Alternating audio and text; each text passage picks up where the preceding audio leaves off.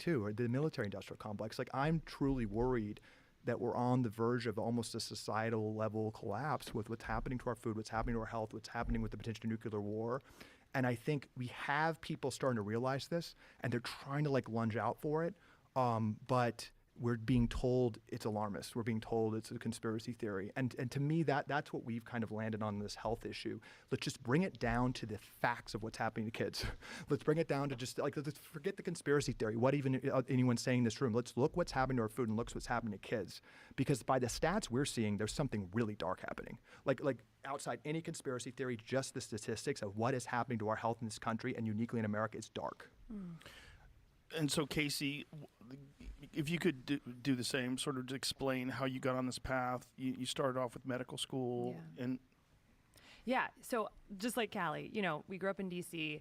I loved biology, went to Stanford Medical School, went on to do surgical residency in head and neck surgery, climb the ladder, do what every good medical student and resident is supposed to do, climb the academic ranks, publish papers, et cetera.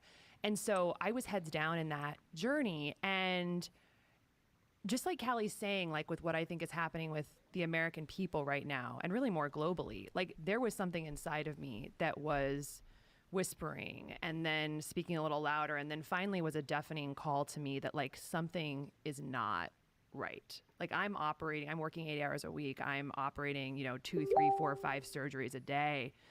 And in some ways I feel good about that. People, maybe their sinusitis is a little better for a little while. But fundamentally, when you pop up for just a second, which they don't want you to do in healthcare, everyone's working their tails off. But when you pop up for just a second and look around at what is happening to American health, children's health, health across the lifespan, as well as global health, it's a disaster. It's literally a disaster. And again, people will say that's alarmist, but in trying to understand, like, why don't I feel right about my work, I just started looking at the data in a different way. And I started to look at what was happening with health trends. And if you just kind of run through the list of what's happening, it's unbelievable. Like, we are getting destroyed, and it's very recent, and it's accelerating. The stats speak for themselves. You know this very well. 74% of Americans are overweight or obese. 50% now of American adults have type 2 diabetes or prediabetes. These were diseases where there was 1% of Americans in 1950 had type 2 diabetes. Now it's 50% of Americans have prediabetes or type 2 diabetes. Alzheimer's, dementia are going through the roof. Young adult dementias have increased like 3 times since 2012. So early onset dementias, we're seeing, this 1 in 2 Americans are expected to have cancer in their lifetime now. 1 in 2, and young adult cancers are going up 79% in the last 10 years. We've got, of course, the autism rates are absolutely astronomical. 1 in 36 children has autism now in the United States. That was 1 in 150 in the year 2000. And in California, where I live, it's 1 in 22. 1 in 22 with a lifetime neurodevelopmental disorder. We've got infertility going up 1% per year. 25% of men now under 40 have erectile dysfunction. A quarter of the country. This is fundamentally a metabolic disease. We've got 77% of young Americans can't serve in the military because of obesity or drug abuse. We've got autoimmune diseases. Some studies are saying they're going up 13% per year. It's really unbelievable. And I could go through so many more diseases. Of course, we've got heart disease, which is almost totally preventable, as the leading cause of death in the United States, killing around 800,000 people per year. And I think as I kind of just looked around, and again, these are just statistics, I started trying to put the pieces together. Why is this happening? Why are these all going up all at once? And that led me on what is now a 7-8 year journey, ultimately leaving the surgical world, putting down my scalpel forever. Because what I realized is that when you go to the science with a root cause perspective, you go back to PubMed with a slightly different perspective, not how do I treat these diseases once they emerge, but why are they happening? You see a very obvious, blaring answer, which is why we had to write a book about it, which is that it's all caused by metabolic dysfunction, a term that I never learned in medical school. I learned about metabolic syndrome and the different individual diseases that make it up, but there is a problem. There is a fundamental breaking of our core cellular biology that is caused by our diet and the world we're living in, the modern world we're living in today, that is crushing the very way that the human body and our human cells can transmit food energy to life energy, to cellular. energy. And so our bodies are essentially, I mean, fundamentally, because metabolic health is how we make energy in the body, the way that our environment is now synergistic to restoring our metabolic health, and the science is very clear about this, it's basically like all of us are a little bit dead while we're alive. That's what metabolic dysfunction is. It's less energy in the body. We're underpowered. And that's very dark. Like when you step back and say, okay, this is clear from the research, and I never learned it. I didn't learn it at Stanford Medical School. I didn't learn it in my surgical residency. And we could fix it. We could fix it really quickly if we all popped up and woke up and looked at the data and put pieces together. But of course, we're not trained to connect dots. That's not our job in medicine. We are trained to follow algorithms and to be reactive. And so I think, just to sort of kind of back up to the bigger picture of why we're so passionate about this, I think that the reason there's a MAHA movement, the reason that people are so passionate about your podcast that talks about this so much, people know that something's not right. And people know that this health issue is the tip of the iceberg of what's actually happening in our world today. It is a reflection. Our human health is simply a reflection of the destroyed ecosystem of our globe. The fact that we have forgotten that we're completely connected to nature and we're completely interdependent with nature, but the health crisis is simply a reflection of a destroyed ecosystem, and humans have become so powerful and so technologically advanced and so connected in the recent decades that we now actually do have the power to both destroy the world and destroy our health. And the health is just the tip of the iceberg of a much bigger thing happening that is existential. And I think we all want kids to be healthy. We all want humans to be healthy, but this is also, it's interconnected with all the systems and all the issues. And I think it's hard for people to totally articulate that, but that is what's happening. And we actually have a choice right now.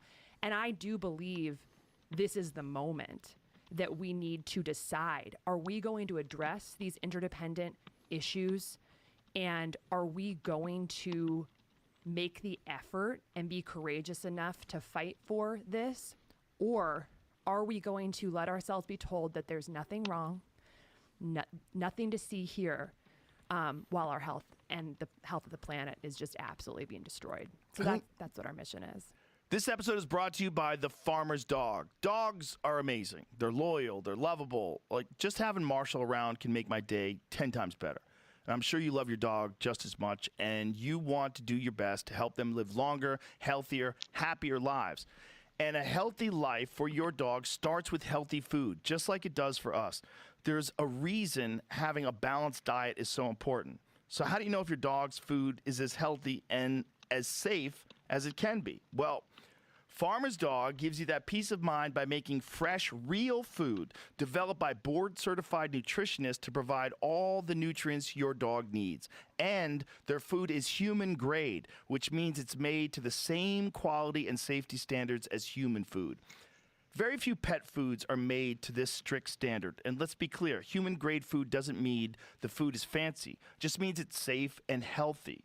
It's simple, real food from people who care about what goes into your dog's body. The Farmer's Dog makes it easy to help your dog live a long, healthy life by sending you fresh food that's pre-portioned just for your dog's needs. Because every dog is different. And I'm not just talking about breeds. From their size to their personality to their health, every dog is unique. Plus, precise portions can help keep your dog at an ideal weight, which is one of the proven predictors of a long life.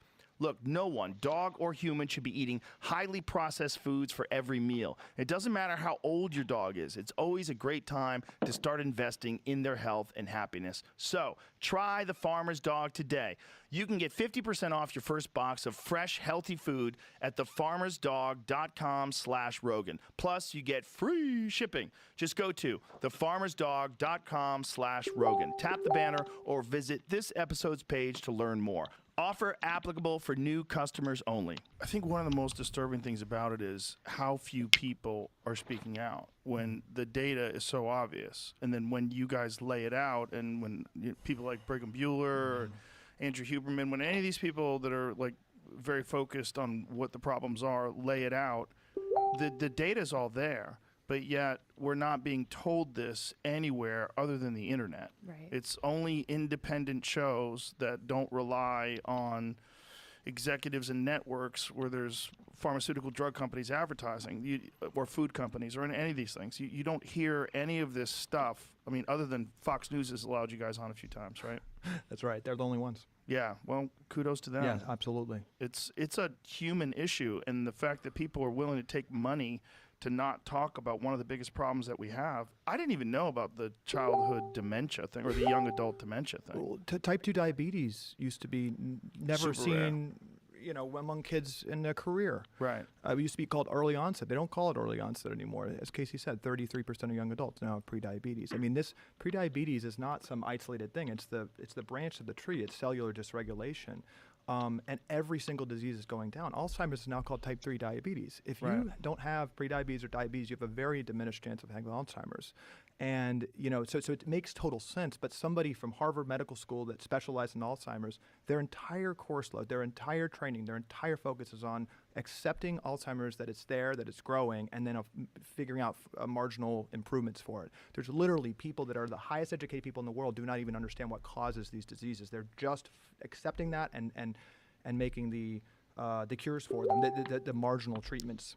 And I would just say also, like, if you do step back and look at everything holistically, like one of the biggest problems with the healthcare industry right now is that it's so siloed. We have over 100 different medical and surgical subspecialties, and the business model of American healthcare right now is volume. It's how many people can you see, and so that's what you get paid for. You don't get paid for outcomes; you get paid for volume, and so that has incentivized a structure of healthcare where it's most profitable to actually be seen by as many specialists as humanly possible, and that's what the average American is dealing with. They go to the primary care doctor with a list of issues, and they get 8, 10 referrals, and they spend their life going through revolving doors of these different healthcare offices and not actually really feeling better, and they feel disappointed, and that's why I think people are frustrated.